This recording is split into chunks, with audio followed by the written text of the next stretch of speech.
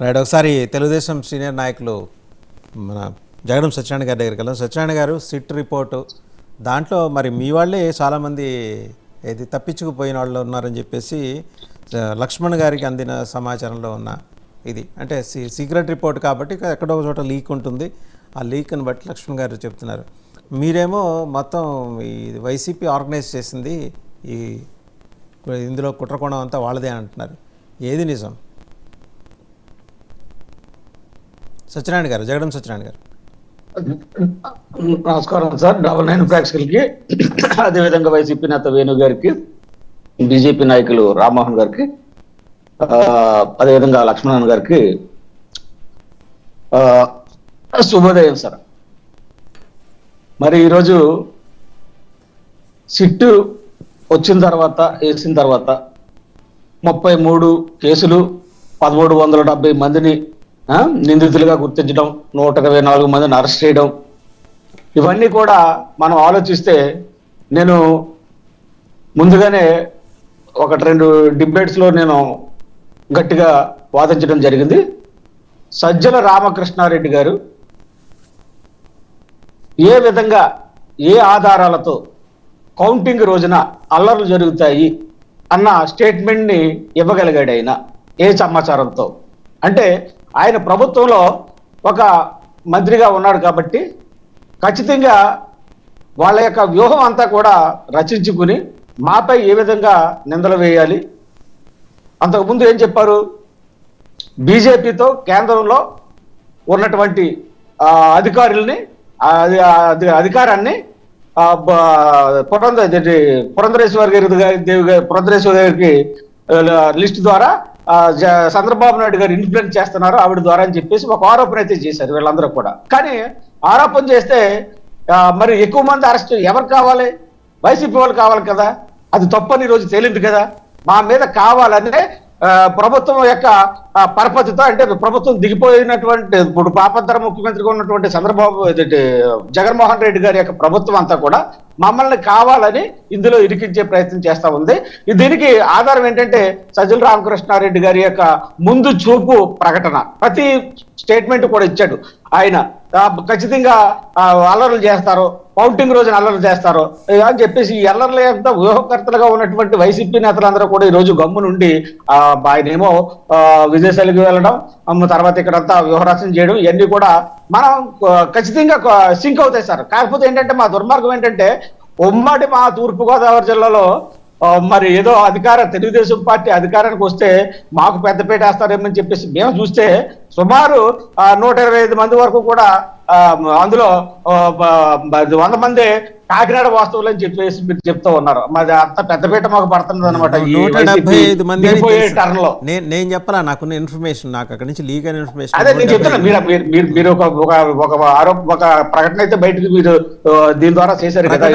కాదండి, నాకు అందిన సమాచారం, మీకున్న సమాచారం బట్టి మీరు మాట్లాడితే అయితే మేమే ఆశించింది ఏంటంటే ఉమ్మడి తూర్పుగోదావరి జిల్లాలో మేము చైతన్య గల రాజకీయ ప్లేస్ నుంచి మాకు నేర చరిత్రను అంటగట్టే ప్రయత్నం చేస్తుంది. ఎందుకంటే ఎక్కడో కడపలో అన్ని జరగవలసినటువంటి పరిస్థితులన్నీ కూడా మా కాకినాడకు పట్టుకొచ్చారు కదండి. ఆ దుర్మార్గం అంతా కూడా ఈ వైసీపీ నేతలదే. కాదు, 1370లో 10% అంటే 10% అరెస్ట్ చేశారు. మిగిలిన 1200 మంది, 1200 మందిలో 175 మాత్రమే. మిగిలిన 1000 మంది ఉన్నారు కదా, వాళ్ళు ఉంటుంటారు, కడప వాళ్ళు కూడా ఉంటుంటారు. ఉండకుండా ఈ 175 మంది చరిత్ర కూడా ఇంతవరకు కూడా మా ఉమ్మడి తూర్పుగోదావరి జిల్లాలో లేదు కదా సార్. ఆ వాళ్ళు బయట నుంచి వచ్చారేమో, దుర్మార్గం వాళ్ళు బయట నుంచి వచ్చారేమో, జరగలేదు కదా. మీరు అర్థం చేసుకోండి. వాళ్ళు బయట నుంచి కూడా వచ్చి ఉండొచ్చు కదా, మీరు అర్థం చేసుకోండి. బయట నుంచి కూడా అక్కడ ఐడెంటిఫై అయిన వాళ్ళు పోలీసులు ఎట్లా చూస్తారు? స్టేషన్ వైజ్ తీసుకుంటారు, జిల్లా వైజ్ తీసుకుంటారు. వాళ్ళు తీసుకున్న దాంట్లో 175 మంది ఎక్కువ సంఖ్య కనిపించింది. బహుశా బయట నుంచి వచ్చి ఉండొచ్చు, దాందే ఉంది.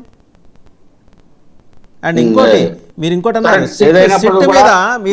నేను సజ్జల రామకృష్ణారెడ్డి గారి ప్రకటన అయితే నేను సిట్టు కూడా వైసీపీ నాయకుల ఆదేశాల మేరకు పనిచేస్తుంది అంటారా మీరు? మీ ఆరోపణ అది? ఏంటి సార్ అంటే సమాచారాన్ని వాళ్ళు తీసుకునేటప్పుడు లోకల్ అధికారుల దగ్గర నుంచి కూడా కొంత సహకరించారు కాబట్టి ఆ విధంగా మా వాళ్ళు ఇరికిపోయి ఉంటారని చెప్పేసి నేను సహకరించే పని అయితే చాలా మంది సీనియర్ అధికారుల మీద కూడా, వాళ్ళ పాత్ర మీద కూడా రిపోర్ట్లో మెన్షన్ చేశారు. వాళ్ళు ఎలా పనిచేశారు, అలాగే దాడులు జరుగుతాయని తెలిసినా ఇద్దరు ఈ సీఐలు ఎలా నిమ్మలంగా ఉన్నారు, ఇవన్నీ మెన్షన్ చేశారు. వాళ్ళు ఏమి ఆ, సరే ఆ, పూర్తిగా ఏకపక్షంగా చేశారని ఏం లేదు, అన్నీ మెన్షన్ చేశారు వాళ్ళు. సరే సరే ఏదైనప్పటికీ కూడా ఇటువంటి నేర చరిత్ర నేరానికి సంబంధించినటువంటి వ్యవహారాలన్నీ కూడా తెలుగుదేశం పార్టీ ఇప్పుడు దూరంగా ఉంటుంది. మరి దూరంగా ఉన్నటువంటి క్రమంలో ఇటువంటి ఆరోపణలు మా మీద కూడా వేస్తున్నారు కాబట్టి ఖచ్చితంగా మరి సిట్టు దర్యాప్తులో ఏంటనేది వాళ్ళ పాత్ర ఏంటనేది ఖచ్చితంగా తేలుతుంది కాబట్టి దాని జోలికి నేను పోదలుచుకోలేదు సార్. ఇంకా ఈ రోజు మన మళ్ళా అదేంటి లక్ష్మణ్ గారు ఒకటైతే చెప్తున్నారు, ఎందుకంటే బీజేపీ ఏది చెప్తే చంద్రబాబు నాయుడు గారు అది చేస్తారు అని చెప్పేసి లక్ష్మణ్ గారు చెప్పడం అనేది నేను ఇందులో గమనించిన విషయం ఏంటంటే, ఖచ్చితంగా తెలుగుదేశం పార్టీ ఇండివిజువల్ గా 106 సీట్ల నుంచి 110 సీట్ల వరకు కూడా నెగ్గుతుందని చెప్పేసి మాకు ఉన్నటువంటి సమాచారం సార్ ఖచ్చితంగా. ఎందుకంటే ఆ విధంగా మాకు వస్తుంది కాబట్టి చంద్రబాబు నాయుడు గారు స్వహాగానే స్వతంత్ర నిర్ణయాలు తీసుకుంటూ డెవలప్ చేసుకుంటూ వచ్చినటువంటి వ్యక్తి. ఎందుకంటే 22 మంది ఎంపీలు వచ్చినా లేకపోతే 151 మంది ఎమ్మెల్యేలు వచ్చినా కేంద్రానికి జడిసి ఈ రోజు వరకు కూడా ఆంధ్రప్రదేశ్ యొక్క ఉనికిని చంపేసినటువంటి జగన్మోహన్ రెడ్డి ప్రభుత్వం లాగా తెలుగుదేశం పార్టీ కూటమి ప్రభుత్వం పరిపాలిస్తుందని చెప్పేసి మేము ఎక్స్పెక్ట్ చేయట్లేదు సార్. ఎందుకంటే చంద్రబాబు నాయుడు గారు ఖచ్చితంగా మంచి దూరదృష్టితో అందరితోటి సత్సంబంధాలతో అవసరమైతే అంటే ఇక్కడ బీజేపీ పార్ట్నర్ గా ఉంది, జనసేన పార్ట్నర్ గా ఉంది కాబట్టి ఖచ్చితంగా వాళ్ళతో చర్చించి నిర్ణయాలు తీసుకుంటారు. ఆ నిర్ణయాలు మరి వాళ్ళ వైసీపీ గత ప్రభుత్వంలో వైసీపీ తాకాటు పెట్టేసినటువంటి విధంగా ఉండవని చెప్పేసి నేను ఎక్స్పెక్ట్ చేస్తున్నాను సార్. ఎందుకంటే ఖచ్చితంగా ఎక్కువ మంది తీసుకున్నారు, ఎమ్మెల్యేలు తీసుకున్నారు కూడా బీజేపీ ఏది చెప్తే అదే చేసుకున్నారు తప్ప ప్రజలకు అనుకూలమైనటువంటి పరిస్థితుల్లో ఎక్కడ కూడా తీసుకురాలేదు సార్ అభివృద్ధిలో. ఖచ్చితంగా ఒక నిమిషం అండి, నిర్ణయాలు సరే 106 నుంచి 110 మీకే వస్తే ఇంకా వీళ్ళని తీసుకోవాల్సిన అవసరం ఉంది మీకు? మీ దాంట్లోనే కాంపిటీషన్ ఉంటుంది క్యాబినెట్ లో. మేము కూటమి ధర్మం ఖచ్చితంగా చంద్రబాబు నాయుడు గారు తప్పరు సార్. కూటమి ధర్మాన్ని చంద్రబాబు నాయుడు గారు తెలుగుదేశం పార్టీ ఖచ్చితంగా పోస్తుంది.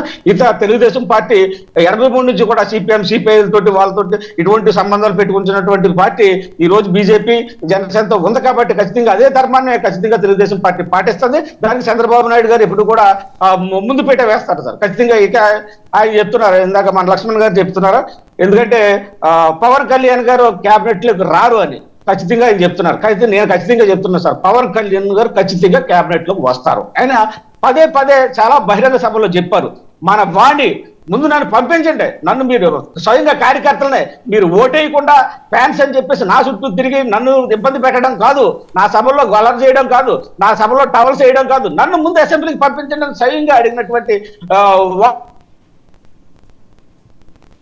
మ్యూట్లోకి వెళ్ళారు అసెంబ్లీకి వెళ్తారని చెప్పేసి నమ్ముతున్నాను సార్ నేను. అవకాశం కూటమి కూడా కల్పిస్తుంది ఖచ్చితంగా. అటువంటి నాయకుడు ఇప్పుడు మనకు అసెంబ్లీలో అవసరం సార్. ఇప్పుడు లక్ష్మణ్ గారు ఇంకో మాట చెప్పారు, ఇద్దరు కూడా లోకేష్ కూడా క్యాబినెట్లో ఉండకపోవచ్చు, ఆయన పార్టీ పూర్తి స్థాయి బాధ్యతలు తీసుకుంటారు, అలాగే కేంద్ర క్యాబినెట్లోకి పవన్ కళ్యాణ్ గారు వెళ్ళొచ్చు. అంటే కీలకమైన బాధ్యతలు ఇంకా పార్టీని నడిపే గుర్రాలు అదే స్వారీ అయితే ఆయనే చేయాలి.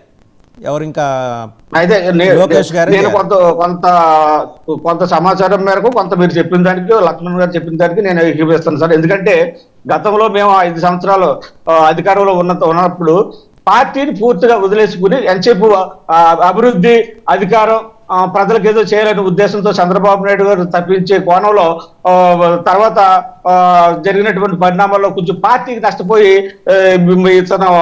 ప్రజల్లోనే ఒక్క ఛాన్స్ మోజులో ప్రజలను వదిలేడే పరిస్థితి వచ్చింది. కాబట్టి ఖచ్చితంగా ఈ రోజు ఆయన లోకేష్ బాబు గారికి పూర్తి బాధ్యతలు పార్టీ బాధ్యతలు అప్పచెప్తే ఈయనకున్నటువంటి కేంద్రంతో ఎక్కువ సంబంధాలు చంద్రబాబు నాయుడు గారికి ఉంటాయి కాబట్టి ఆయన పిలుచు ద్వారా మన ఆగిపోయినటువంటి అభివృద్ధిని ముందుకు చేసుకోవచ్చు. పోలవరం కానీ లేకపోతే అమరావతి కానీ వైజాగ్ లో వీళ్ళు చేసినటువంటి దందాల యొక్క పులి స్టాప్ కానీ ఇవన్నీ కూడా చేయాల్సిన బాధ్యత కూడా చంద్రబాబు నాయుడు గారు వయసుకు మించిన భారం పడింది కాబట్టి ఖచ్చితంగా కొన్నాళ్ళు సెటరేట్ అయ్యే వరకు కూడా మరి లోకేష్ బాబు గారికి ఆ విధమైన బాధ్యతలు అప్పచెప్తారని చెప్పేసి నేను కూడా నమ్ముతున్నాను.